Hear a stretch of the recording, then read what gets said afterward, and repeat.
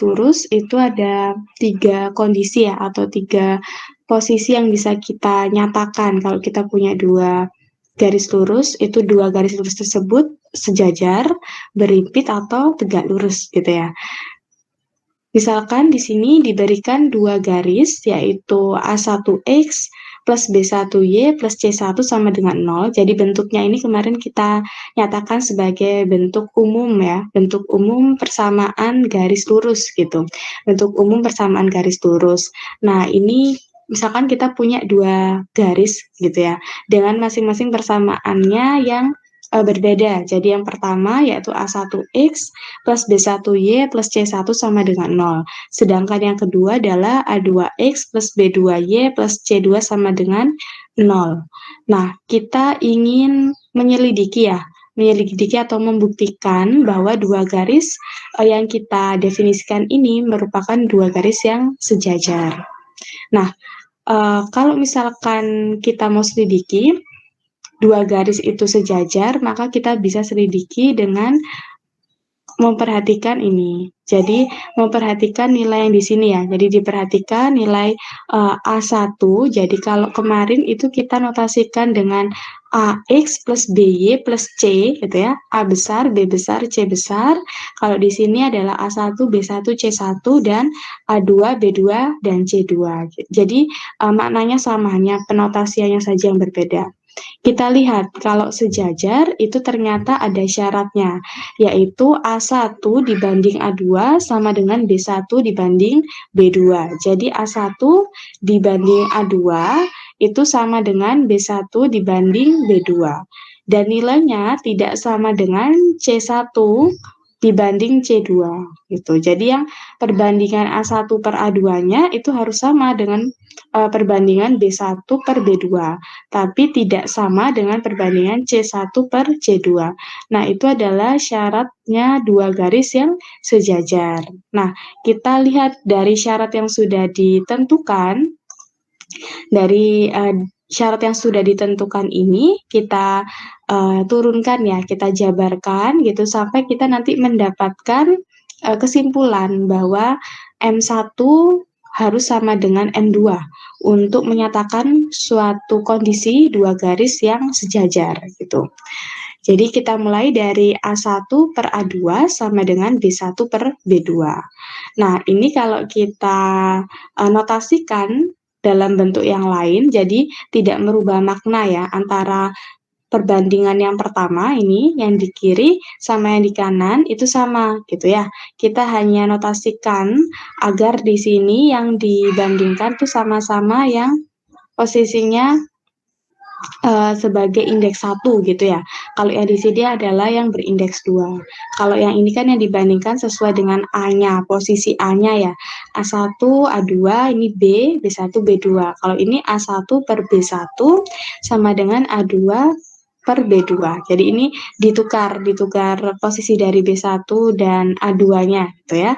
Kemudian setelah itu kalau misalkan kita dapatkan persamaan yang kanan ini di baris pertama, persamaan kanan, kita kalikan kedua ruas kiri dan ruas kanan masing-masing dengan min 1, maka kita peroleh bahwa min A1 per B1 itu sama dengan min A2 per B2. Nah, kalau kita lihat rumusnya kemarin, kalau kita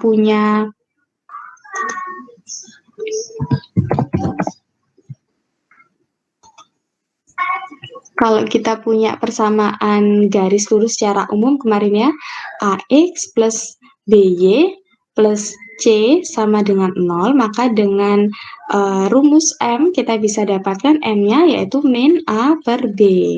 Nah, kita terapkan ini juga. Tadi kan kita nyatakan sebagai A1X plus B1Y plus C1 sama dengan 0 ya.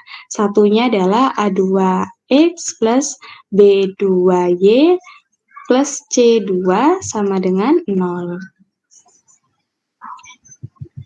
Nah, kalau kita selidiki nilai dari M1-nya untuk garis yang pertama ya, untuk garis yang pertama kita selidiki M1 dengan rumus yang sama, dengan menentukan M di sini karena bentuknya sama-sama sudah merupakan bentuk persamaan garis lurus yang umum gitu ya, secara umum untuk umumnya, berarti M1-nya adalah min A1 per B1 gitu ya.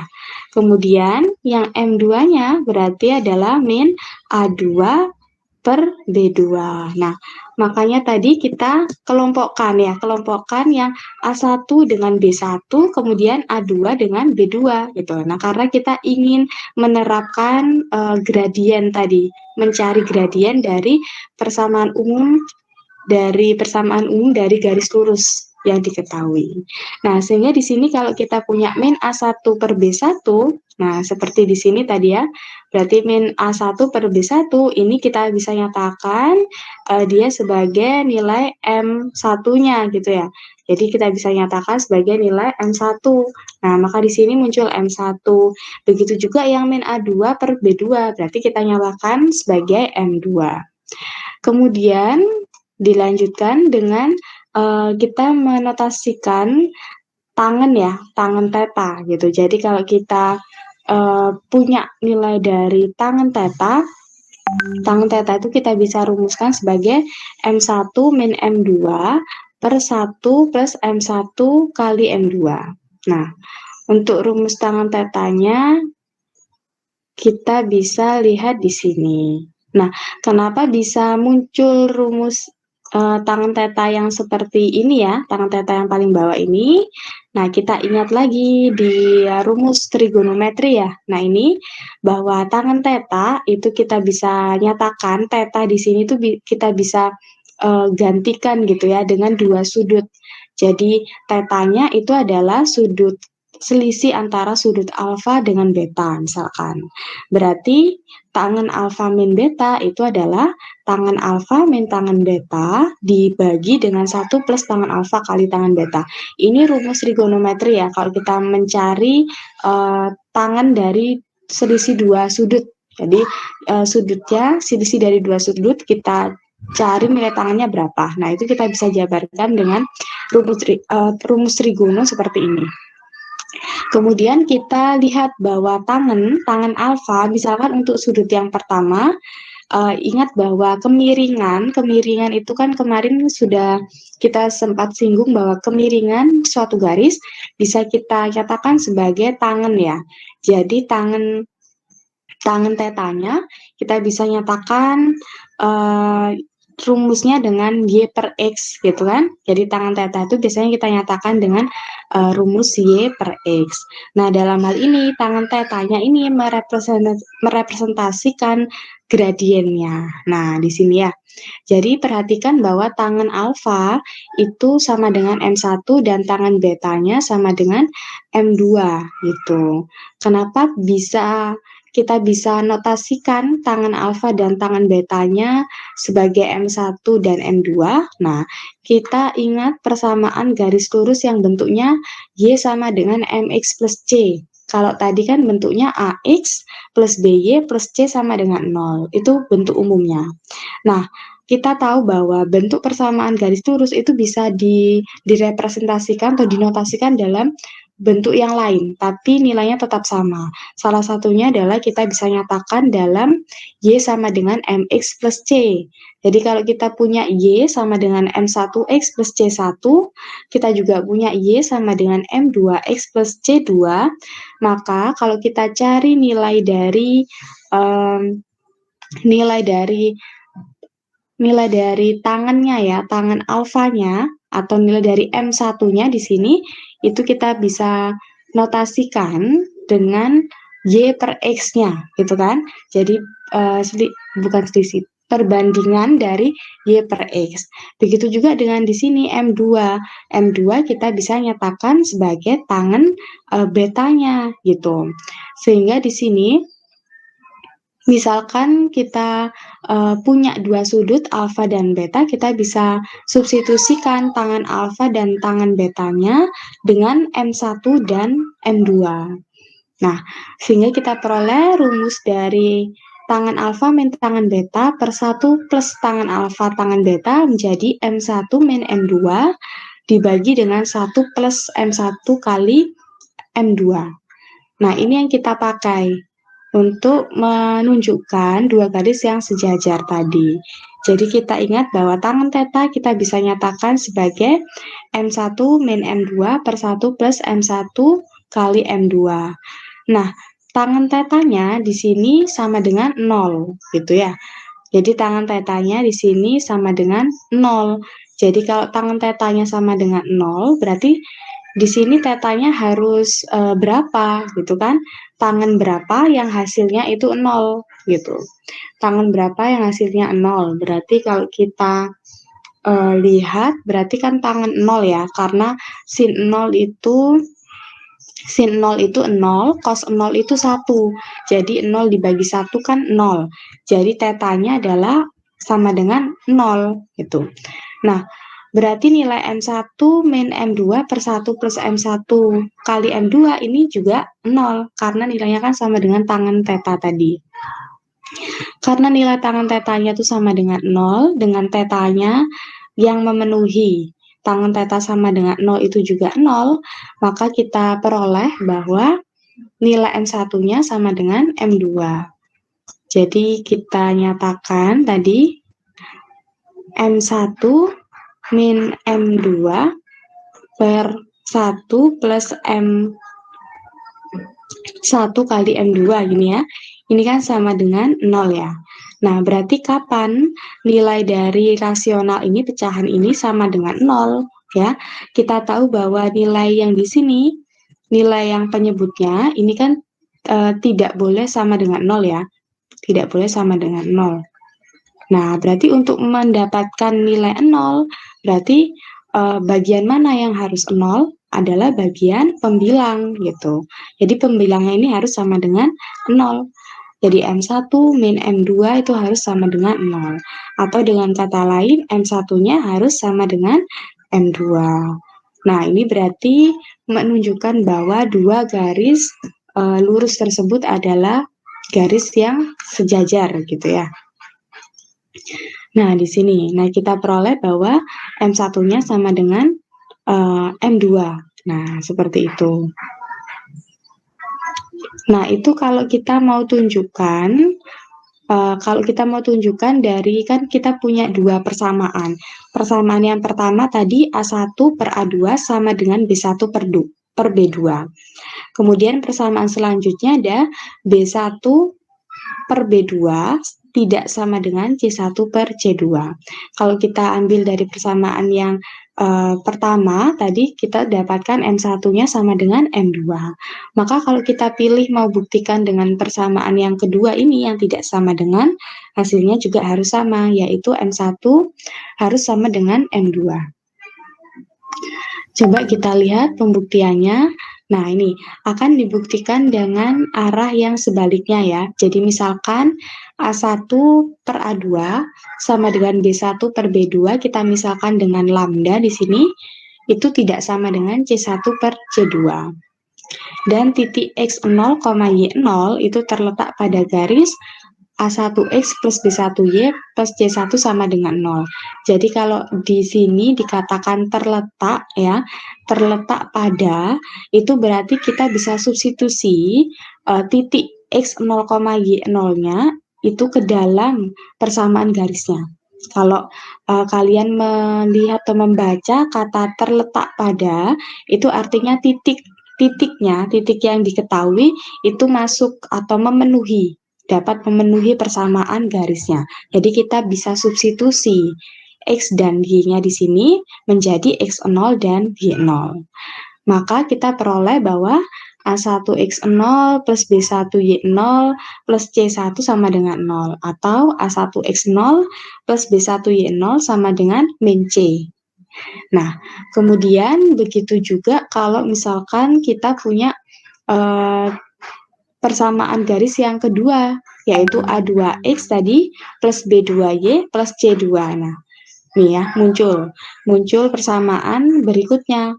Titiknya sama juga, titik X0, Y0-nya juga terletak pada garis A2X plus B2Y plus C2 sama dengan 0. Maka kita punya ini. Kalau yang tadi kan A1X0 plus B1Y0 sama dengan min C, gitu ya.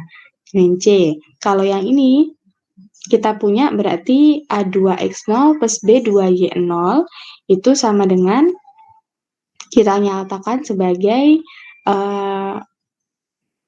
notasinya kita libatkan yang persamaan garis lurus yang pertama, yaitu kita muat ya, kita muat persamaan garis yang di pertama ini, persamaan garis lurus yang pertama, yaitu dengan notasi A1 per lambda, kemudian ini ada B1 per lambda gitu.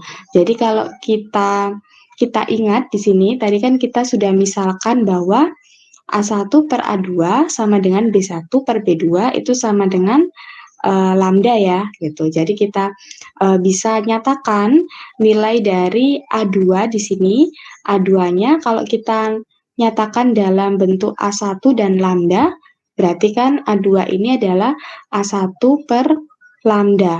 Sedangkan B2 juga sama, berarti B2 itu adalah B1 per lambda gitu.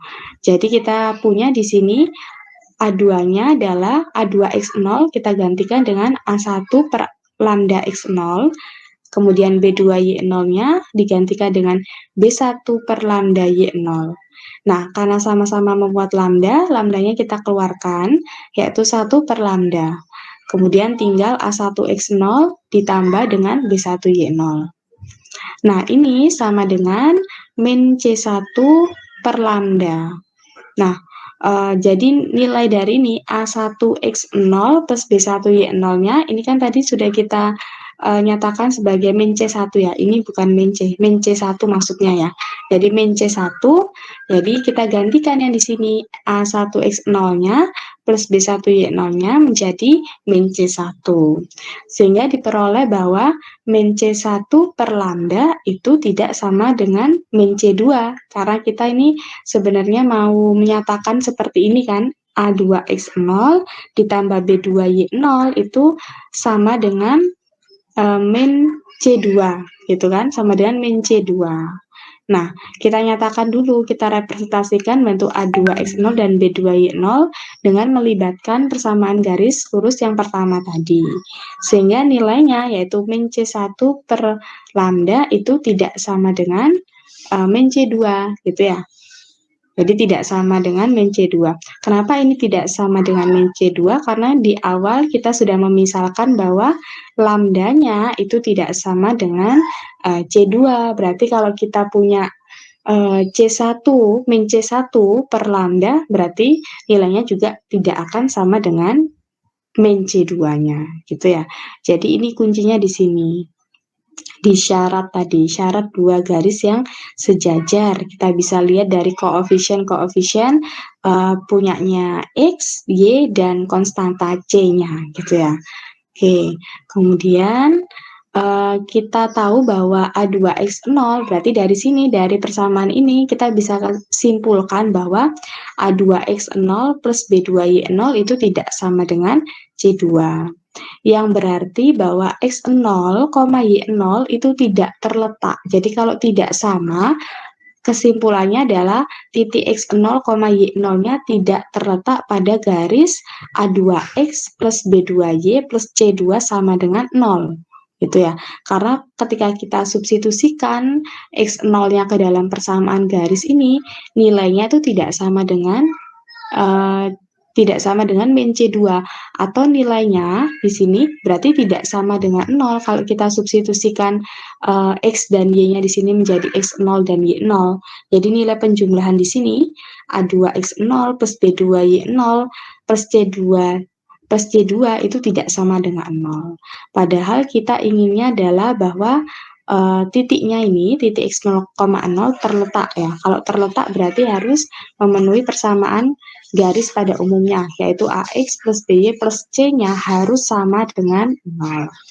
Nah, karena tidak ada A1X plus B1Y plus C1 sama dengan 0, maksudnya ini karena tadi kita sudah menunjukkan bahwa X0 dan Y0-nya itu tidak terletak gitu ya, tidak terletak pada persamaan garis yang kedua, maka kita bisa simpulkan bahwa A1X plus B1Y plus C1 sama dengan 0, Kemudian A2X plus B2Y plus C2 sama dengan 0 adalah dua garis yang saling sejajar gitu.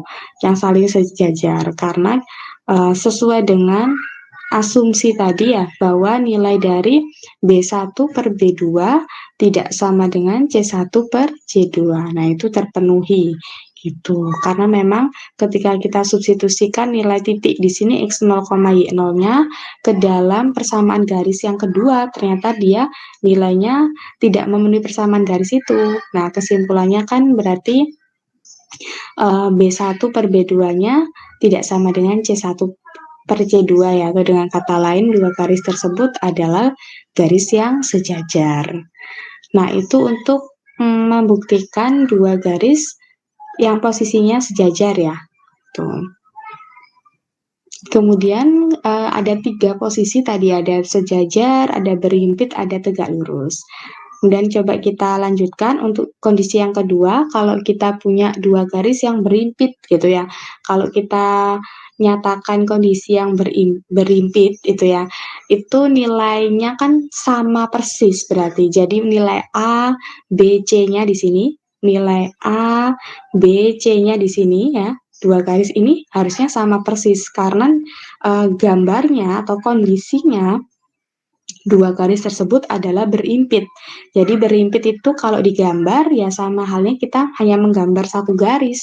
Padahal itu adalah bisa jadi dua garis gitu, dua garis yang berimpit gitu. Karena persamaannya sama persis antara dua garis tersebut, maka ketika kita gambarkan di bidang koordinat itu seolah-olah kita hanya menggambarkan satu garis gitu kan. Padahal kita punya dua garis dengan nilai yang sama gitu ya. Nah, syaratnya atau asumsi awalnya itu sedikit berbeda dengan sejajar.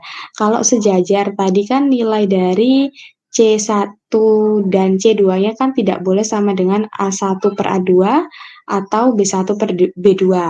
Nah, kalau berimpit itu harus sama semua, karena kan sama persis gitu ya, intinya sama persis, perbandingannya harus sama gitu. Jadi nilai perbandingannya harus sama. Jadi kalau di sini nilai A1 per A2-nya itu nilainya 2, berarti di sini B1 per B2-nya nilainya juga 2. C1 per C2 juga nilainya juga 2. Jadi yang saya maksudkan persamaannya sama itu bukan berarti nilai A1 dan A2-nya itu sama ya. Jadi maksudnya itu perbandingannya yang sama. Jadi seperti kelipatannya. Seperti ini. Jadi kalau kita punya persamaan yang pertama A1 X plus B1Y plus C1 sama dengan 0. Yang kedua adalah A2X plus B2Y plus C2 sama dengan 0.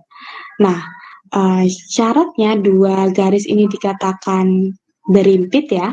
Berimpit itu kalau dia memenuhi syarat yaitu A1 per A2 sama dengan B1 per B2 sama dengan C1 per C2. Nah, misalkan saya ingin bentuk dua garis yang berimpit ya, dengan menerapkan syarat ini, gitu. Berarti A1 per A2-nya misalkan saya ingin bentuk perbandingannya 2. Berarti untuk dapat perbandingan 2, untuk dapat nilainya ini misalkan sama dengan 2, misalkan saya buat saja A1-nya saya definisikan 4, A2-nya saya definisikan 2. Berarti kan nilai dari A1 per A2-nya adalah 2 gitu ya. Nah, nilai A1 per A2-nya ini yang sama dengan 2, ini juga harus sama dengan B1 dan B1 per B2. Jadi nilainya B1 per B2 itu nanti juga harus 2 gitu kan. Nah, sekarang saya definisikan B1-nya, misalkan saya punya B1-nya 6, B2-nya 3, itu boleh. Jadi B1-nya 6, B2-nya 3. Nah, perbandingannya kan 2 gitu. Kemudian C1-nya misalkan saya ambil di sini 8. C2-nya 4. Nah, berarti C1 per C2 adalah 8 per 4, yaitu sama dengan 2. Juga sama. Nah, kalau saya substitusikan semua permisalan saya ke dalam persamaan garis. Nah, berarti saya punya dua persamaan garis. Yang pertama berarti A1, A1-nya adalah 4, berarti 4X plus B1-nya adalah 6, berarti 6Y.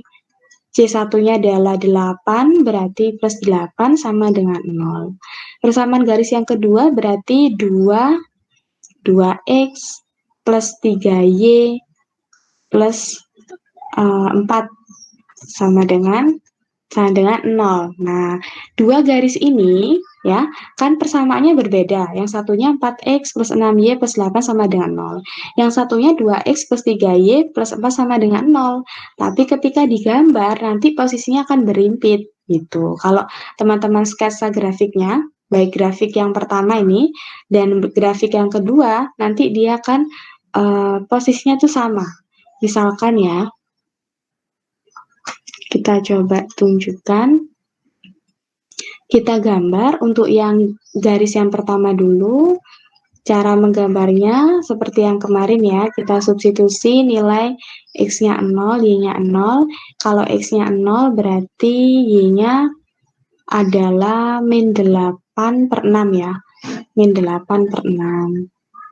Kalau Y-nya 0 berarti nilai X-nya adalah 2. Berarti titiknya adalah 0, min 8 per 6 dan 2,0. Oke, kemudian untuk yang garis kedua juga sama. Berarti di sini ada X, Y, ini 0, berarti X-nya 0, Y-nya adalah min 4 per 3 ya. Min 4 per 3. Kemudian Y-nya 0, adalah X-nya 2. Berarti titiknya adalah 0, min 4 per 3 dan 2,0. Nah, kita lihat bahwa min 8 per 6 sama min 4 per 3 itu kan sama ya nilainya. Kalau kita sederhanakan nilai min 8 per 6 itu kan sama dengan kita bagi kedua ruas dengan 2, berarti kan jadinya min 4 per 3. Berarti kita punya dua titik yang sama gitu, yang dihasilkan dari dua persamaan garis yang berbeda. Jadi intinya antara persamaan garis 1 dan 2 ini kelipatannya. Jadi nilai-nilai A, B, C-nya tuh kelipatannya. Kalau diperhatikan ini kan 4 atau dilihat dari sini dulu. 4 dan 2. Nah, ini kan berarti kan dikalikan 2 ya. Kelipatannya 2. 6 kemudian sama 3 ini juga kelipatannya 2. 8 dengan 4 berarti kelipatannya 2 gitu. Jadi yang dimaksud sama di sini adalah dia merupakan hasil kelipatannya gitu. Jadi perbandingannya tuh sama gitu karena dia merupakan hasil kelipatan. Karena punya dua titik yang sama yaitu 0, min 4 per 3 dan 2,0 juga sama. Nanti kalau digambarkan pasti kita seolah-olah hanya menggambarkan satu garis gitu ya. Karena nilainya antara titik yang dibangun oleh garis pertama dan kedua sama, yaitu 0, min 4 per 3. 0, min 4 per 3 itu berarti min 4 per 3, min 1,33 ya, berarti sekitar di sini. Nah, 0, min 4 per 3, yang satunya adalah 2,0, berarti di sini. Nah, ini titik pusatnya. Nah, kita kan seolah-olah menggambar dia hanya satu garis lurus gitu ya. Jadi hanya satu garis lurus. Padahal garis ini itu kita bisa bilang persamaannya 4x plus 6y 4x plus 6y plus 8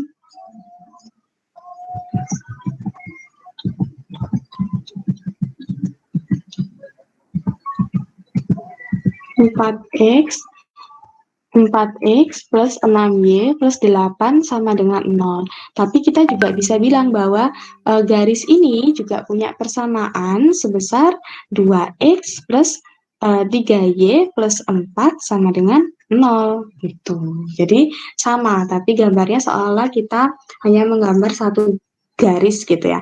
Padahal satu garis itu mewakili atau merepresentasikan dari dua persamaan garis yang berbeda gitu. Itu artinya posisi antara dua garis tersebut adalah berimpit. Nah, seperti itu maksud dari berimpit. Jadi nilai A1, A1 per A2 perbandingannya sama dengan B1 per B2 dan sama dengan perbandingan dari C1 per C2. Oke, kita lanjutkan dulu langkah pembuktiannya. Misalkan kita punya lambdanya kita misalkan C1 per C2, maka kita punya berarti A1 itu sama dengan A2 lambda. Jadi kalau kita punya A1 per A2-nya sama dengan C1 per C2 kan? Kita lihat di sini.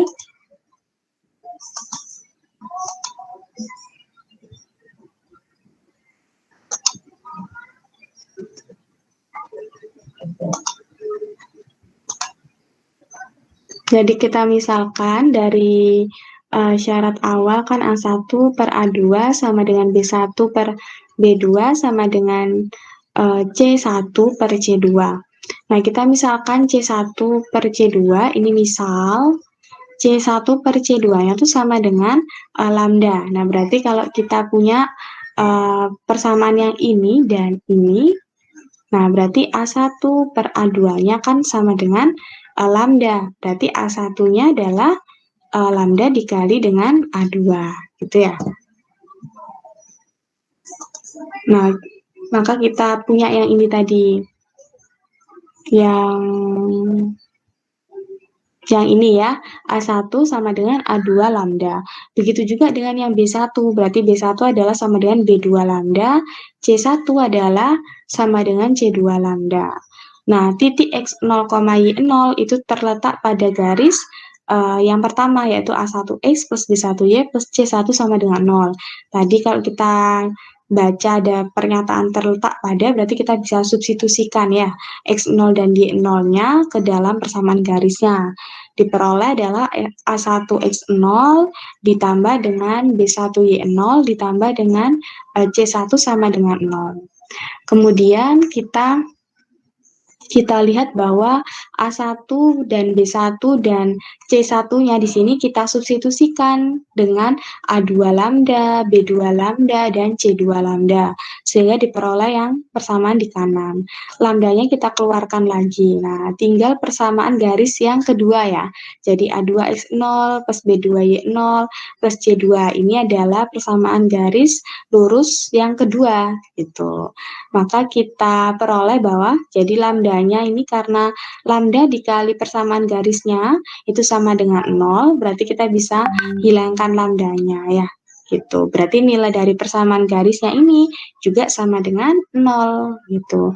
Artinya apa? Artinya titik X0, Y0 ini juga terletak pada garis A2X0 plus B2Y0 plus C2 sama dengan 0. Bedanya dengan sejajar, tadi kalau di sejajar titik X0, Y0-nya kan tidak terletak pada garis yang kedua ya, karena nilainya tadi kan tidak sama dengan min C2-nya gitu. Nah, bedanya seperti itu.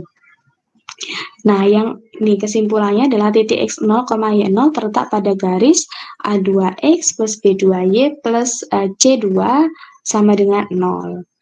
Nah, dalam hal ini semua titik terletak pada garis A1X plus B1Y plus C1 sama dengan 0 juga terletak pada garis A2X plus B2Y plus C2 sama dengan 0 gitu. Jadi titik-titik di X0, titik X0, Y0 itu terletak di dua garis yang berbeda, garis yang pertama dan garis yang kedua. Nah, oleh karena itu kondisi yang seperti ini kita sebut dengan kondisi bahwa dua garis tersebut berimpit. Oke, itu untuk kondisi garis yang berimpit. Jadi kita sudah belajar yang sejajar, kemudian yang berimpit, kemudian kita lanjutkan kondisi yang terakhir adalah kondisi yang tegak lurus gitu. Kondisi yang tegak lurus kemarin adalah yang mau kita tunjukkan gradiennya ya, perkalian dua gradiennya harus sama dengan min 1 gitu ya. Kita nyatakan dulu, kita bentuk dua garisnya persamaannya. Sama dengan yang tadi. Kemudian kapan dua garis tersebut dikatakan saling tegak lurus gitu ya? Jika nilai dari A1 kali A2 ditambah dengan B1 kali B2-nya itu sama dengan 0. Atau dengan kata lain, A1 per A2 sama dengan min B2 per B1. Ini adalah syarat atau kondisi awal yang harus dipenuhi untuk menyatakan hubungan dua garis yang tegak lurus. Jadi nilai dari A1 per A2-nya harus sama dengan min B2 per B1, atau kita nyatakan sebagai ini ya, A1 kali A2 ditambah dengan B1 kali B2 hasilnya harus 0. Nah, hubungan antar gradiennya kita bisa nyatakan sebagai min M1 sama dengan 1 per M2, atau M2-nya sama dengan min 1 per M1.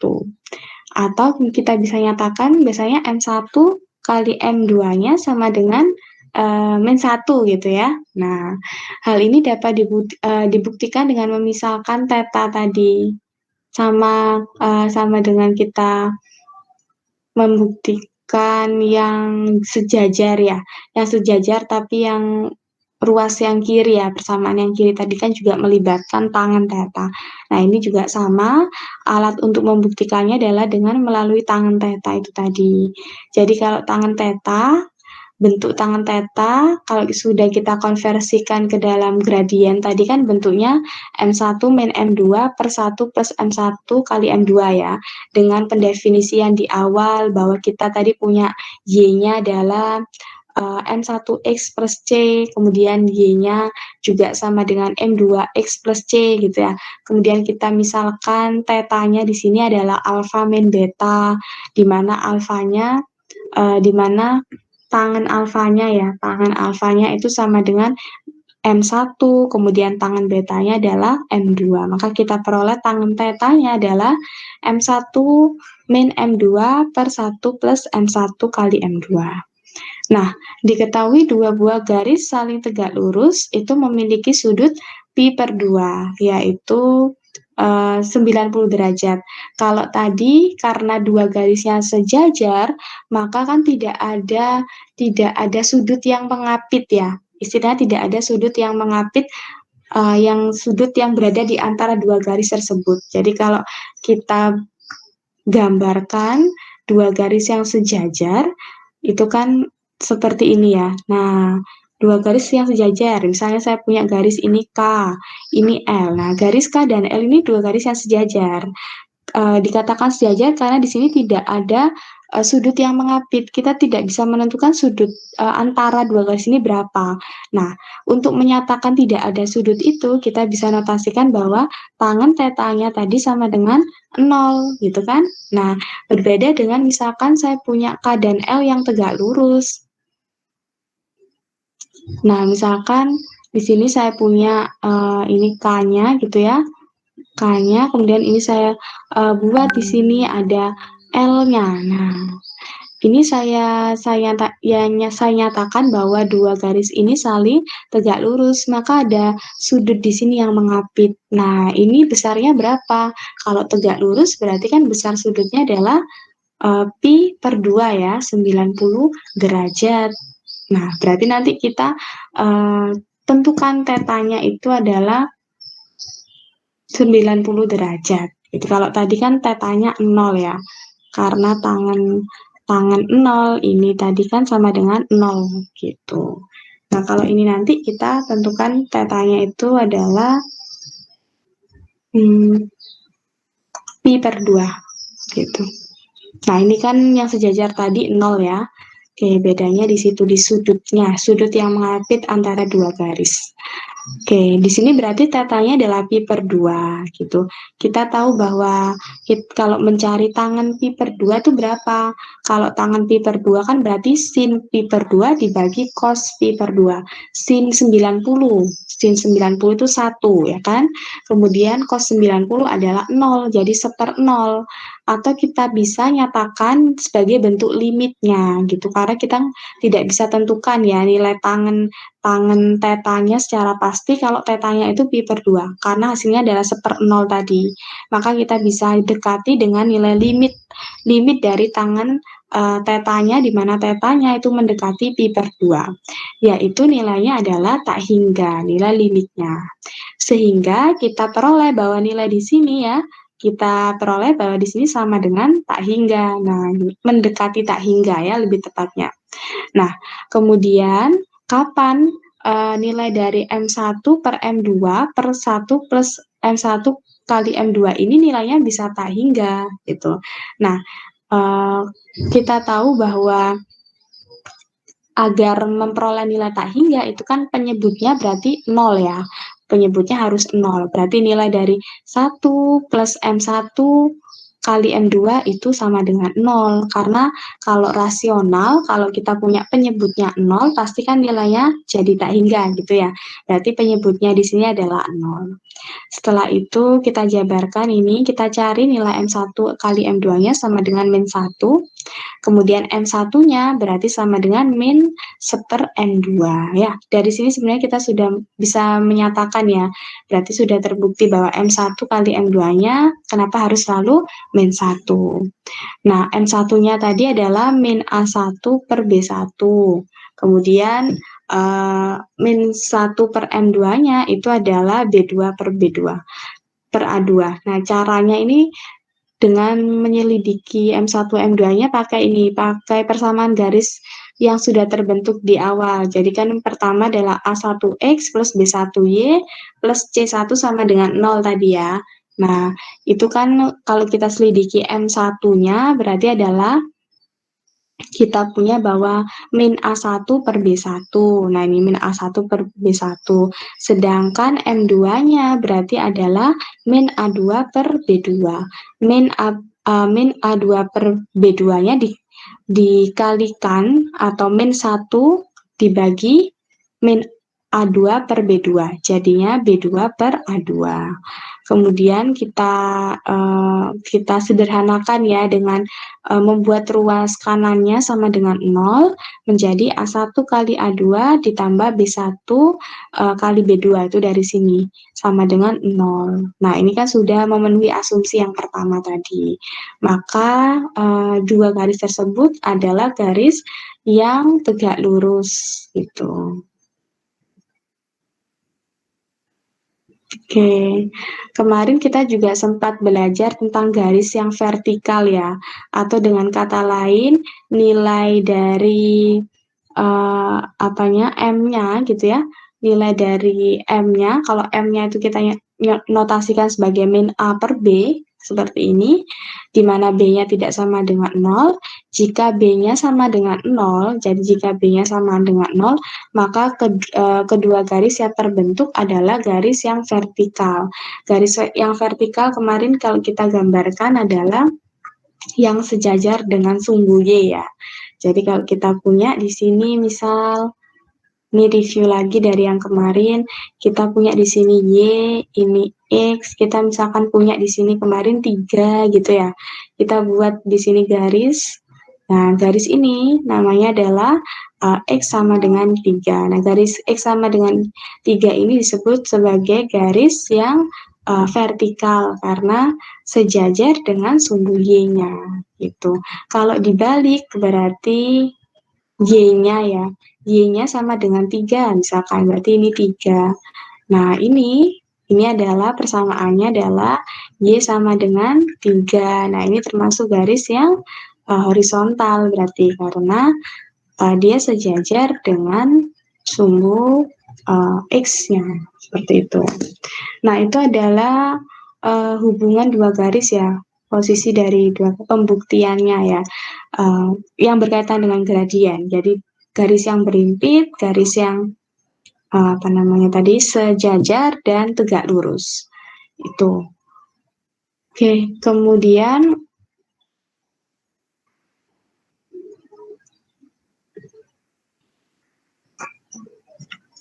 tadi ada garis yang vertikal dan horizontal juga.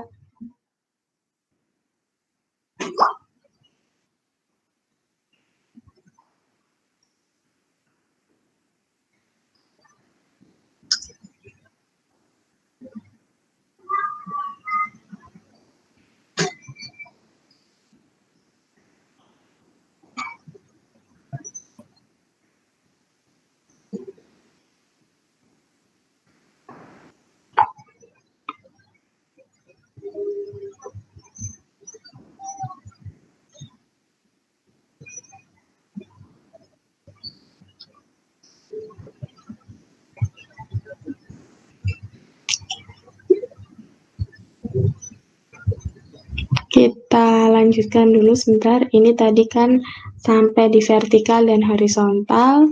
Kemudian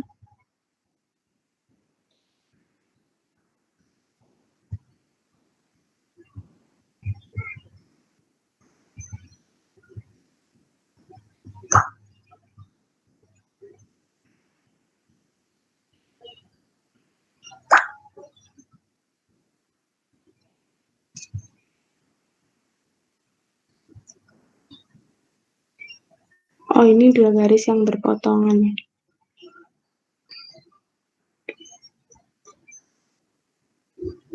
Mencari titik potong. Kalau mencari titik potong, nanti kita hubungannya ke jarak antara garis dan jarak antara titik ke garis ya. Jadi kalau kita setelah belajar hubungan garis, mungkin kita langsung coba lihat di sini hubungannya antara untuk mendapatkan jarak antara titik ke garis gitu.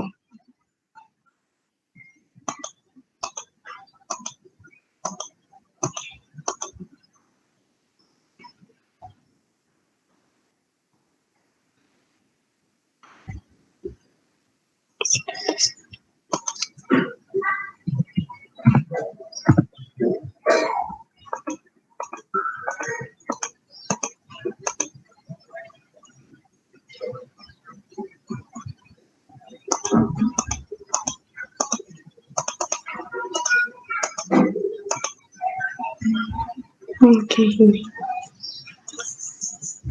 Oh, ini. Oh, tadi. Oke. Nah, ini ya. Kita lanjutkan setelah kita memahami ya, kita sama-sama belajar tentang bagaimana cara membuktikan rumus-rumus yang biasanya kita pakai ya, yaitu dua garis yang tegak lurus, gradiennya harus seperti apa, itu asal mulanya dari mana, tadi sudah kita coba pahami bersama. Kemudian selanjutnya kita akan belajar tentang jarak antara titik ke garis. Kalau kemarin di pertemuan sebelumnya kita belajar tentang jarak antara dua titik gitu ya. Kalau kita punya dua titik di dalam suatu bidang koordinat, kita ingin cari jaraknya, itu pakai rumus yang seperti apa. Nah, sekarang kalau kita ingin mencari, kita punya satu garis gitu ya, kemudian ada satu titik. Nah, bagaimana cara menentukan jarak dari titik tersebut ke garis? Nah, itu kita dapatkan rumus D sama dengan mutlak AX1 plus BY1 plus C ini dimutlakan ya, kemudian dibagi dengan akar dari A kuadrat plus B kuadratnya. A, B, C-nya ini dilihat dari koefisien X-nya, koefisien Y-nya, ini sebagai B, jadi A besarnya kalau di kasus ini berarti 3, kemudian B besarnya adalah min 5, C-nya adalah 2, seperti itu ya. Sedangkan X1, Y1 nanti kita substitusikan dengan titik yang diketahuinya, gitu. Jadi ini adalah X1, ini Y1-nya. Nah, kemudian kita tinggal substitusi ke rumus D-nya.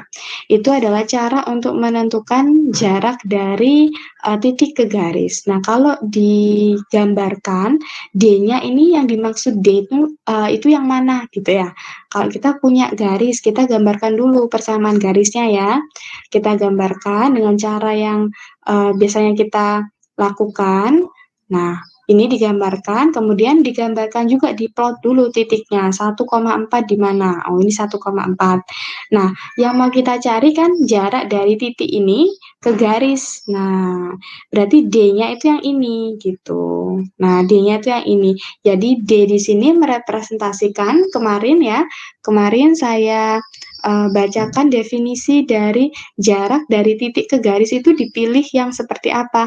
Dipilih sebagai jarak terpendek ya, rute terpendek yang menghubungkan atau yang ditempuh dari suatu titik tersebut untuk menuju ke garis gitu. Jadi D ini adalah jarak terpendek itu. Kalau digambarkan itu adalah yang seperti ini, titik-titik yang putus-putus ini itu merepresentasikan bahwa D-nya adalah jarak terpendek gitu ya, jarak terpendek. Nah, kalau di sini tidak ada pembuktian rumusnya ya, jadi ini langsung didefinisikan bahwa D-nya ini adalah rumus yang digunakan untuk menghitung dari suatu titik ke garis. Coba kita lihat di sini, sepertinya ada pembuktiannya. Kita bisa dapatkan rumus seperti itu dari mana? Nah, ini ya. Oke, coba kita lihat di sini. Nah, mulai dari sini. Jadi pembuktiannya rumus jarak dari jarak titik ke garis tadi ya, yang dinotasikan dengan D yaitu mutlak AX plus BY plus C per akar A kuadrat plus B kuadrat, itu asal mulanya dari sini, dari garis yang tegak lurus. Nah, kalau kita perhatikan memang kalau di gambarnya di sini, digambar di buku Riddle ini ya contohnya, kita perhatikan bahwa sebenarnya ini kan posisinya tegak lurus ya, posisinya yang tegak lurus gitu. Jadi posisinya tegak lurus, garis yang putus-putus ini gitu ya, dengan posisi garis yang di sini kan sebenarnya tegak lurus gitu. Dan kalau kita lihat lagi di sini tegak lurus. Nah, ini dua garis yang tegak lurus. Jadi kalau kita punya garis tegak lurus dengan L1 misalkan melalui titik P yaitu X1, Y1 dan garis L2, L2-nya tadi kita nyatakan sebagai BX min AY plus BX1 min AY1 sama dengan 0. Ini dari pembuktian sebelumnya. Jadi kalau kita punya L1-nya, L1 kita nyatakan sebagai garis yaitu AX plus BY plus C1 sama dengan 0. Berarti kalau garis L1-nya itu tegak lurus dengan L2, berarti L2-nya itu bentuknya adalah seperti ini. Nah, L2-nya bentuknya adalah BX min AY plus BX1 min AY1 sama dengan 0. Nah, jika garis L1 dan L2-nya berpotongan, jadi L1 dan L2-nya itu berpotongan di titik Q, jadi titik Q ini adalah titik perpotongan antara L1 dan L2. Kalau misalnya kita lihat, kalau tadi saya ilustrasikan sebagai garis K dan L seperti ini, nah kita dapatkan titik potong antara garis K dan L itu yang mana gitu. Nah, ini titik potongnya.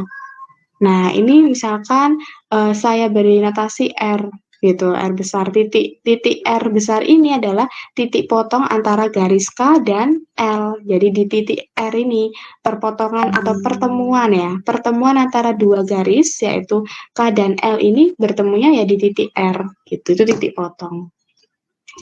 Nah, misalkan di sini berpotongannya di titik Q. Oke, maka kita selidiki koordinat titik Q ini berapa. Nah, koordinat titik Q adalah dengan kita nyatakan sebagai min AC min B kuadrat X1 plus ABY1 per A kuadrat plus B kuadrat. Itu untuk koordinat di X-nya ya. Kalau di Y-nya berarti min BC plus AB X1 min A kuadrat Y1 per A kuadrat plus B kuadrat. Nah, perhatikan bahwa panjang dari segmen garis P dan Q gitu ya. Kalau P tadi, misalkan P-nya kan tadi titik yang melalui garis L1. Sedangkan Q-nya itu titik potong. Berarti kalau di sini titik yang melalui L1 ya. Katakanlah ini L1-nya K, garis K. Berarti ini adalah saya buat di sini adalah titik P-nya tadi ya. Jadi kalau kita perhatikan panjang dari P ke R ke titik potongnya ini. Nah, kalau di sini kita nyatakan sebagai, jadi kalau panjang segmen garis P ke Q, jadi P-nya adalah titik yang dilalui oleh garis yang pertama L1, sedangkan Q-nya adalah titik potongnya, itu adalah jarak dari titik P-nya ke garis L1-nya. Jadi panjang dari PQ itu adalah jarak dari titik P-nya tadi ke garis L1. Jadi panjang dari PQ adalah jarak dari titik P ke garis L1-nya. Nah, kemudian dengan menggunakan persamaan 2.2 untuk menghitung jarak, jadi jarak titik P ke garis L1 gitu. Jarak dari titik P ke garis L1 berarti kan P dan Q-nya ini kan dua-duanya sama titik ya. Jadi sama kayak kita menghitung jarak antara dua titik kemarin. Jadi akar dari X2 min Y2 ya. Jadi X1 plus X2 kuadrat ya, ditambah dengan Y1 plus Y2 kuadrat gitu kan. Jadi akar dari X1 plus X2 kuadrat ditambah dengan Y1 plus Y2 kuadrat. Nah, Q-nya itu koordinatnya ini tadi, sedangkan P-nya koordinatnya adalah X1, Y1. Nah, seperti ini. Jadi asal mulanya mutlak AX1 plus B, Y1 plus C per akar A kuadrat plus B kuadrat, ini mula-mulanya juga dari jarak antara dua titik gitu ya. Tapi salah satu titiknya yang diselidiki jaraknya itu adalah titik potongnya tadi, titik potong antara dua garis yang tegak lurus tadi. Bedanya di situ. Makanya di sini ketemunya adalah bentuknya mutlak AX1 plus BY1 plus C per akar A kuadrat plus B kuadrat. Jadi jarak antara titik P ke garis L1 itu sama dengan kita mencari jarak antara titik P dan Q. Berarti kalau di sini sama dengan jarak antara kita mencari titik P ke titik R. Itu adalah sama dengan kita mencari jarak antara titik P ke garis L1. Jadi titik P ke garis L1. Jadi jarak suatu titik ke garis bisa kita nyatakan sebenarnya sama dengan jarak antara dua titik ya, tapi salah satu titiknya itu harus merupakan titik potong antara dua garis yang saling tegak lurus, seperti itu. Oke, kita coba lanjutkan contoh soalnya. Contoh yang kedua, kalau misalkan kita punya di sini, kita disuruh mencari nilai M-nya ya. Oke ya, kita bisa dapatkan nilai M-nya ini pakai rumus D tadi ya, D yang jarak antara titik ke garis. Jadi kalau kita punya garis Y-1 sama dengan MX plus 3, itu berada di jarak 3 dari titik asal ya, titik asalnya itu 0,0, jadi jarak dari titik asalnya itu adalah 3 satuan, maka berapa M-nya gitu. Nah, kita coba cari, kita berarti kan punya persamaan garis lurus gitu ya. Kemudian kita juga punya tadi diberitahukan bahwa nilai dari jaraknya itu sebesar 3, berarti D kecilnya itu nilainya 3. Dilihatnya atau diukurnya dari mana? Dari titik asal atau pusat koordinat. Berarti X1, Y1-nya nanti kita substitusikan. Jadi X1, Y1-nya di sini kita substitusikan nanti dengan 0 dan 0,0 ya. Tuh. Oke, kita coba substitusikan dulu ke rumus D-nya. Nah, berarti A-nya kita harus tahu ABC-nya ya. Untuk dapat ABC-nya berarti kita harus bentuk persamaan garis lurus. Kalau dia belum jadi bentuk umumnya, belum jadi bentuk AX plus BY plus C sama dengan 0, nah kita harus ubah dulu sampai kita dapatkan AX plus BY plus C sama dengan 0. Kita ubah seperti ini, semua notasi kita bawa ke ruas kiri ya, sehingga ruas kanannya 0, kemudian kita lihat di sini yang berperan sebagai A, B, dan C yang mana. Nah, A itu adalah koefisien dari X, berarti M kecil. Kemudian B koefisien dari Y, berarti min 1. Kemudian C-nya adalah 3M plus 1. Nah, kita substitusikan. X1 dan Y1-nya kita isi 0. Nah, setelah kita substitusikan, D-nya kita isi juga ya, karena sudah diketahui di sini ada 3 satuan gitu, berarti D-nya sama dengan 3. Nah, setelah itu kita substitusikan, kita hitung nilainya, kedua ruas kita kalikan dengan penyebutnya, yaitu di ruas kiri jadi 3 kali akar M kuadrat plus 1, sedangkan ruas kanan tinggal 3M plus 1. Nah, kemudian di sini kedua ruas kita kuadratkan. Jadi di ruas kiri kita kuadratkan, jadinya 9M kuadrat plus 9, ruas kanannya jadi 9M kuadrat plus 6M plus 1. Kita peroleh, karena ini sama-sama 9M kuadratnya, berarti bisa dihilangkan. Kita peroleh 8 sama dengan 6M, berarti M-nya adalah 4/3, gitu ya.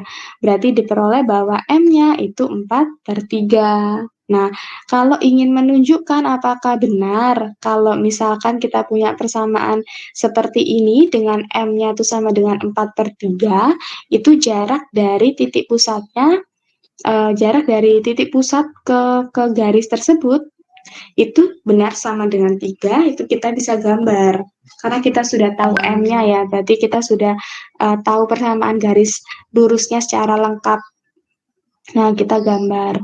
Nah, persamaan garis lurusnya kan setelah kita tahu M-nya tadi 4/3, kita substitusi ke sini M-nya. Nah, ke sini, ke persamaan yang awal.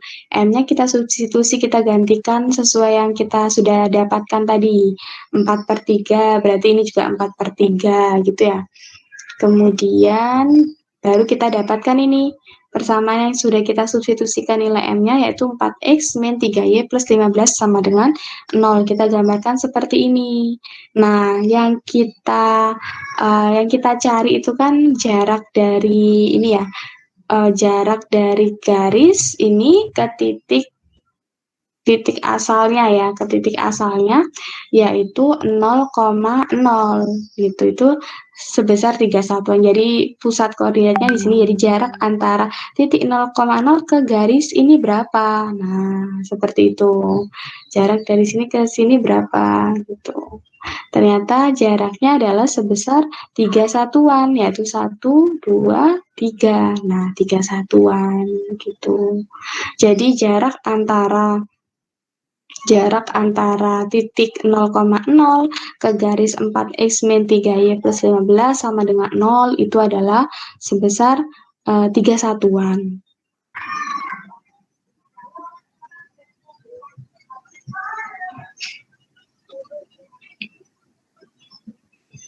Oke. Nah, kalau misalnya kenapa ini garis yang putus-putus gitu ya, garis yang putus-putus itu tadi merepresentasikan tadi ya, dua garis yang tegak lurus.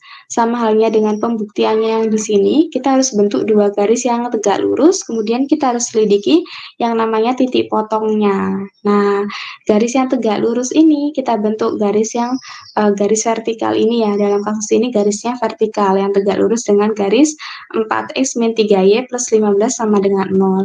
Dan titik potongnya ada di sini ternyata. Nah, ini adalah titik potongnya.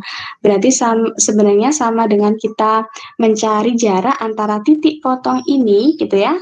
Titik potong ini, dan titik 0,0 tadi. Jadi jaraknya ini, D-nya tuh yang ini, gitu ya. D-nya itu yang ini.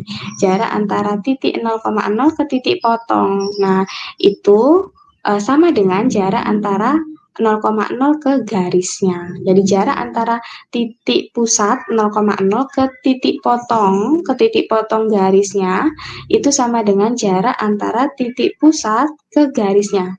Jadi kalau kita mau representasikan ya, jadi sama halnya seperti langkah pembuktian tadi ya. Kenapa kok kita dapatkan rumus mutlak seperti ini ya? Nah, itu karena kita cari titik potongnya dulu, cari titik potong, baru diterapkan rumus jarak dua titik gitu. Nah, titiknya adalah salah satunya adalah titik potong dan titik asal yang mau kita cari jaraknya dengan garis tersebut, terhadap garis tersebut. Gitu. Titik potongnya itu pastinya harus termuat di garisnya. Jadi merupakan yang dilalui juga oleh garis yang mau kita cari jaraknya tadi gitu. Nah, itu adalah konsep jarak dari titik ke garis ya. Nah, kalau misalkan, kalau tadi kan kita punya satu garis, kita punya satu titik, mau kita cari ya, kita bentuk dulu. Kita boleh langsung diterapkan seperti ini. Kalau hanya untuk mencari jaraknya saja, kita bisa langsung pakai rumus ini. Kalau disuruh mensketsakan gambarnya, nah pasti kan kita harus tahu posisi dari D yang dicari itu yang mana sih gitu. Nah, kita harus bisa gambarkan ya seperti ini, D-nya itu yang mana. Nah, untuk bisa sampai di sini gitu ya, berarti kan kita pakai konsep yang tadi, kita bentuk dulu dua garis yang tegak lurusnya yang mana gitu dengan garis yang mau dicari tadi. Kemudian titik potongnya di mana. Nah, antara titik potong dengan titik asal itu kita hubungkan, itu berarti merepresentasikan D-nya. Nah, kalau kita punya dua garis dan dua garis tersebut sejajar gitu ya, kalau dua garis sejajar itu kan dia tidak akan pernah berpotongan ya, karena sampai kapanpun dia tidak akan bertemu di satu titik yang sama karena sejajar itu tadi posisinya gitu. Jadi posisinya kan sejajar seperti ini ya. Jadi mau kita tarik sejauh apapun ini garis K dan L di sini, dia tidak akan bertemu atau berpotongan di satu titik gitu. Sehingga kalau disuruh cari jaraknya seperti apa? Nah, misalkan ini gambarnya seperti ini. Ada dua garis yang sejajar. Kita disuruh cari D-nya ya. D-nya itu yang dimaksud, D yang mau kita cari itu yang mana sih gitu ya. Tadi ingat bahwa kalau kita belajar tentang jarak antara titik ke garis ya, itu berarti kita belajar diambilnya D-nya adalah jarak yang paling pendek gitu ya, jarak yang paling pendek. Nah, jarak yang paling pendek itu biasanya juga diperoleh dari dibentuk dari dua garis yang saling tegak lurus gitu. Nah, kita terapkan dulu rumus titiknya, kita nyatakan titiknya dulu. Titiknya itu berapa, kemudian garis yang mau dituju itu garis yang mana gitu. Jadi titiknya kita boleh pilih salah satu titik yang dilalui oleh, misalkan kan ada dua garis di sini yang sejajar. Misalkan di sini dipilih 0,-2. 0,-2 ini adalah titik yang dilalui oleh garis 2x min 5y min 10 sama dengan 0. Berarti nanti yang mau kita cari adalah jarak dari titik 0,-2 ke garis yang satunya, yaitu 2x min 5y plus 4 sama dengan 0. Artinya kita bisa nyatakan jarak antara dua garis yang sejajar itu, satu garis yang sejajarnya itu kita bisa nyatakan lewat titiknya saja. Nah, sehingga yang kita cari adalah jarak antara titik ke garis. Jadi tetap bisa digunakan rumus jarak antara titik ke garis. Karena yang kita ambil, jadi garis pertamanya itu diwakili oleh titik 0,-2 gitu. Jadi garis yang pertamanya diwakili oleh 0,-2. Nah, baru kita cari jarak dari garis 2x min 5 min 10 sama dengan 0 yang diwakili oleh titik 0,-2 itu tadi terhadap garis 2x min 5y plus 4 sama dengan 0. Nah, berarti nanti 0,-2 ini sebagai X1 dan Y1-nya. Sedangkan ABC-nya ini yang dipakai ABC-nya yang mana? ABC-nya garis yang ini tadi, yang 2x min 5y plus 4 sama dengan 0 gitu. Karena kalau yang 2x min 5y min 10 sama dengan 0 tadi kan sudah diwakili oleh titik 0,-2 gitu. Jadi tidak perlu pakai ABC yang ini. Yang dipakai adalah yang miliknya 2x min 5y plus 4 sama dengan 0. Nah, kita dapatkan nilai dari 14 per akar 29. Ini D-nya. Nah, titik putus-putus ini adalah titik D-nya, gitu ya. Oke, seperti itu untuk jarak antara titik ke garis ya.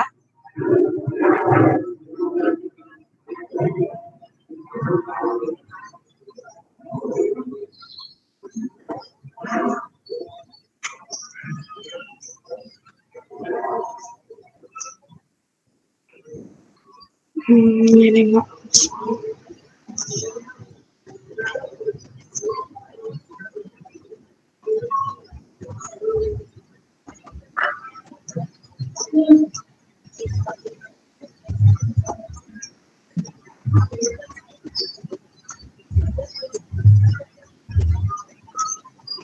Oke, mungkin saya langsung ke sini. Kita coba mengenal ya tentang keluarga garis-garis. Jadi keluarga garis-garis seperti kumpulan dari garis-garis gitu ya.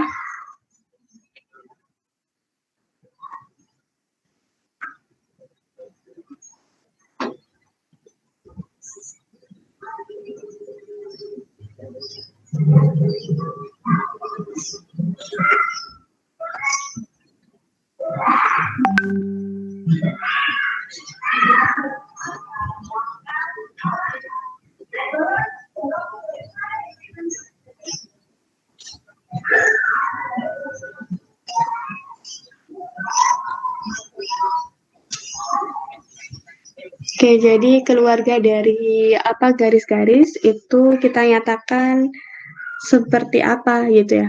Jadi kumpulan dari garis-garis. Jadi garis-garis yang kita katakan dia punya pola yang sama gitu ya. Pola yang sama di dalam suatu bidang yang sama juga. Nah, itu kita bisa nyatakan sebagai keluarga dari garis-garis gitu. Nah, misalkan ini untuk di satu bidang yang sama, jadi ada beberapa garis-garis yang sejajar gitu.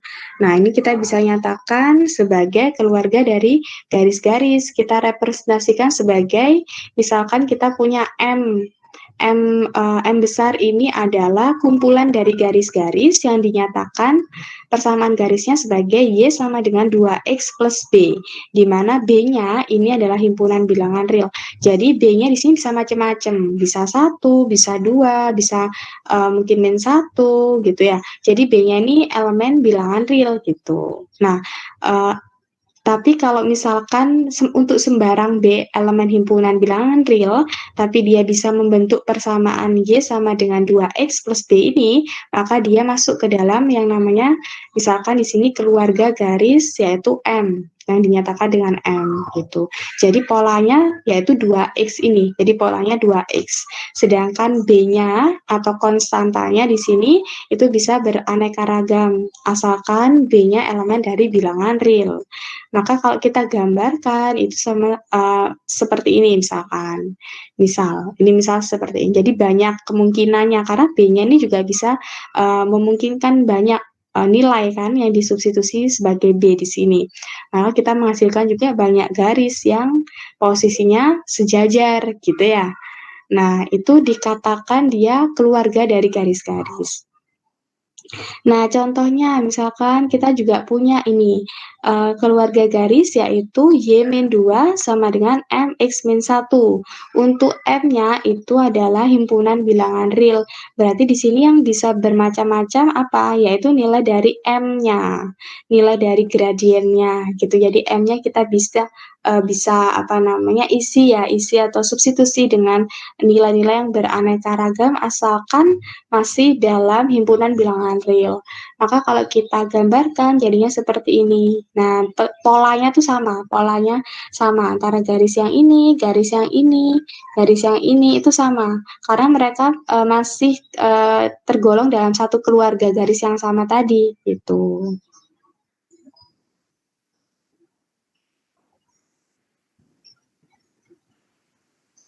Ini seperti ini ya. Jadi intinya seperti itu ya kalau keluarga garis. Jadi ada nilai-nilai yang memang dia bisa disubstitusi dengan banyak nilai, kemungkinannya banyak. Nah, itu yang menyebabkan perbedaan antara garis satu dengan garis yang lain, tapi tetap memiliki pola. Jadi polanya masih sama gitu ya. Oke. Ini juga sama, ini vertikal ya. Kalau garis vertikal, kemarin kan eh, kita singgung persamaannya yaitu X sama dengan K ya. Nah, seperti ini.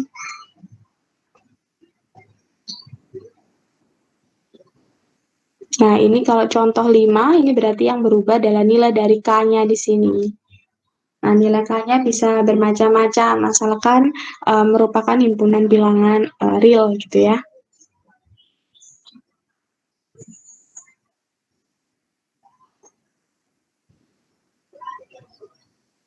Nah, ini juga sama. Jadi kalau ini berarti ini malah banyak kemungkinannya karena di sini yang bisa beraneka ragam tidak hanya satu koefisien atau satu konstanta, tapi ada tiga. Ada nilai A dan B, kemudian juga ada C. Ini sembarang nilai asalkan bentuknya AX plus BY plus C sama dengan nol. Nah, itu merepresentasikan keluarga garis juga. Jadi merupakan semua semua garis yang berada di satu bidang gitu ya. Jadi kalau persamaan garis umum itu kan memang bentuknya AX plus BY plus C sama dengan nol. Nah, sebenarnya nilai A, B, dan C itu kan nilai yang bisa berubah-ubah ya gitu. Jadi nilai yang berubah-ubah dan A, B, dan C-nya ketiganya harus elemen bilangan real.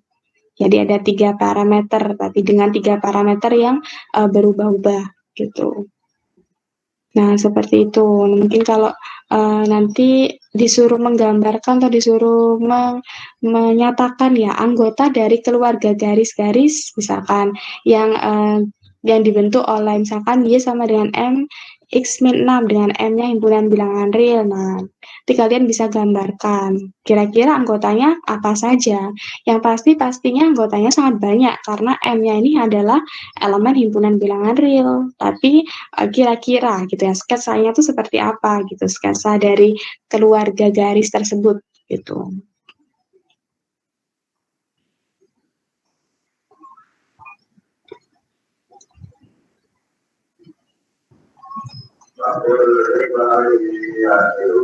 Ini seperti ini apa ini jarak jarak 5 dari 1,3. Oke.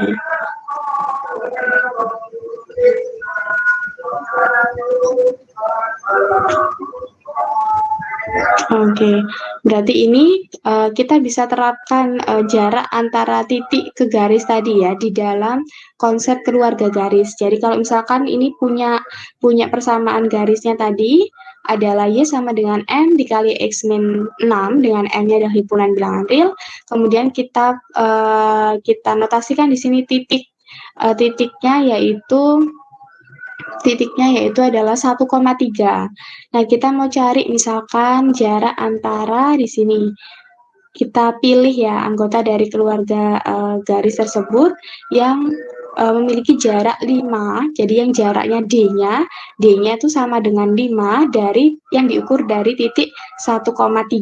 Nah, ini ya. Nah, hal pertama yang kita lakukan adalah kita buat dulu persamaan garis yang Y sama dengan M kali X min 6 ini sebagai bentuk umumnya, yaitu AX plus BY plus C sama dengan 0. Jadinya bentuknya seperti ini. Kemudian kita terapkan tadi rumus dari D-nya, yaitu yang mutlak AX plus BY plus C per akar A kuadrat plus B kuadrat ya, dengan X, Y-nya atau X1, Y1-nya adalah 1,3 tersebut. Kita substitusi ya, jadi X1, Y1-nya kita isikan atau kita gantikan dengan 1 dan 3, kemudian A besarnya kita isikan dengan M, B besarnya kita isikan dengan min 1, dan C besarnya yaitu min 6M. Kita substitusikan ke rumusnya, nilainya ini diperoleh jaraknya tadi kan D-nya 5. D-nya 5. Nah, kemudian kita kalikan kedua ruas kiri dan kanan masing-masing dengan akar M kuadrat plus 1. Yang kanan juga. Sehingga diperoleh bahwa nilainya adalah untuk yang kiri itu ini disederhanakan ya. Jadi M min 6M kan jadi min 5M gitu ya.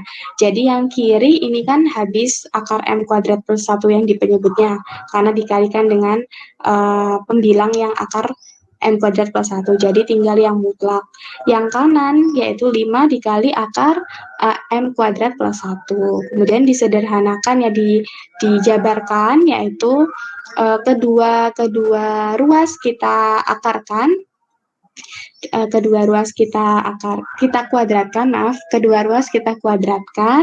Jadi yang kanan jadi dapatnya 25 M kuadrat plus 25, yang kiri jadinya adalah dikuadratkan ya pakai rumus yang segitiga pascal. Jadi 9 plus 30 M plus 25 M kuadrat. Maka kita peroleh bahwa M-nya adalah 8/15. Ini kan sama-sama 25 M kuadrat bisa saling menghilangkan gitu ya. Nah, M-nya adalah 8/15. Nah, maka kita substitusi nilainya ke persamaan yang awal tadi yang didefinisikan di soal, yaitu Y sama dengan MX min 6. Berarti M-nya kita gantikan 8/15. Jadinya adalah 8X min 15Y min 48 sama dengan 0. Nah, itu adalah persamaan garis yang terbentuk ketika diketahui jarak dari titik 1,3 ke keluarga garis tersebut, itu jaraknya adalah sebesar 5 gitu ya. Nah, itu adalah kita punya garis yaitu dengan persamaan 8x min 15y min 48 sama dengan 0. Itu merepresentasikan bahwa jarak dari titik 1,3 ke garis 8x min 15y min 48 sama dengan 0 itu adalah sebesar 5 satuan gitu. Nah, ternyata selain 8x min 15y min 48 sama dengan 0, itu juga ada garis yang lain yaitu x min 6 sama dengan 0 atau x sama dengan 6 ya. X sama dengan 6 itu diperoleh dari mana? Jadi X sama dengan 6 itu kan ini ya, garis vertikalnya ini. X sama dengan 6 itu diperoleh ketika nilai dari, jadi ketika kita punya titik X-nya 6 gitu ya. Ketika kita substitusi di sini X-nya 6, berarti kan nilai Y-nya itu kan 0 gitu ya. Jadi apapun nilai M-nya gitu ya. Apapun nilai M-nya kan di sini yang bisa berubah-ubah ya. M-nya himpunan bilangan real.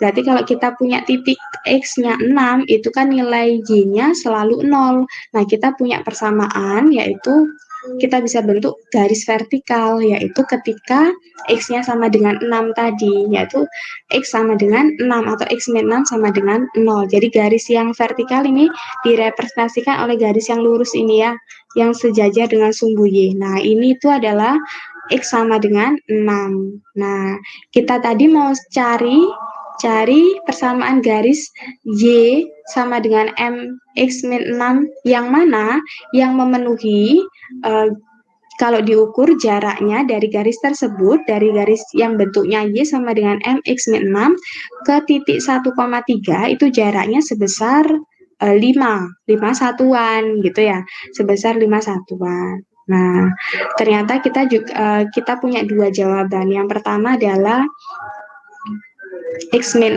sama dengan 6 yang merupakan garis vertikalnya gitu ya. Yang kedua adalah yang kita selidiki tadi dengan rumus D tadi, yaitu 8X min 15Y min 48 sama dengan 0. Jadi jarak antara garis X sama dengan 6 ke 1,3 ataupun jarak antara garis 8X min 15Y min 48 sama dengan 0 ke titik 1,3 itu sama-sama berjarak 5 satuan. Nah, gitu. Itu adalah yang dimaksud pertanyaannya seperti itu. Kalau kita disuruh menentukan nilai M-nya gitu ya. Nah, ketika digambarkan seperti ini. Nah, itu adalah penerapan dari rumus G-nya untuk kalau kita diketahui di soal bukan garis ya, tapi keluarga garis. Jadi himpunan, jadi keluarga garis itu sama dengan himpunan. Himpunan yang isinya adalah garis-garis. Kalau kita biasa kenal himpunan, himpunan itu nilainya apa ya? Bilangan. Ya, elemen ya, elemennya sebagai bilangan gitu. Misalnya himpunan bilangan asli, berarti elemennya apa saja? Berarti 1, 2, 3. Nah, kalau ini keluarga garis, itu himpunan yang isinya adalah garis-garis gitu. Garis-garis yang seperti apa? Nah, itu pendefinisiannya bisa berbeda-beda. Misalkan di sini, berarti garis-garis yang memenuhi persamaan, misalkan di sini 3x min 5y sama dengan K. Dengan K-nya himpunan bilangan real gitu. Jadi isi dari himpunannya adalah bukan bilangan, bukan suatu titik ya, tapi merupakan garis gitu. Elemen-elemennya adalah garis. Itu dikatakan keluarga garis ya, atau himpunan dari garis-garis. Nah, seperti itu intinya untuk pembelajaran 2 hari ini ya, untuk pertemuan minggu ketiga. Nah, untuk latihan soalnya nanti bisa teman-teman kerjakan ya, atau saat asistensi. Jadi dicoba dulu sebelum asistensi, nanti pas asistensi kalau ada soal-soal yang kurang paham bisa ditanyakan ke asistennya gitu ya. Itu untuk memperbanyak latihan soalnya. Gitu ya. Jadi kalau asistensi untuk konfirmasi mungkin teman-teman ada materi yang kurang dipahami atau soal-soal yang kurang uh, jelas penyelesaiannya, kurang tahu bagaimana metode penyelesaiannya, silakan nanti bisa ditanyakan waktu asistensi gitu ya. Kalau perkuliahan mungkin saya lebih fokus ke materi ya, karena materinya juga cukup padat juga gitu, banyak sekali topik-topik yang harus saya sampaikan, sehingga untuk latihan soal nanti mungkin lebih fokus ke saat asistensi saja gitu ya. Oke, seperti itu saja mungkin hari ini bisa saya cukupkan ya. Untuk hari ini bisa saya cukupkan. Atau mungkin kalau ada pertanyaan silakan. Kalau misalkan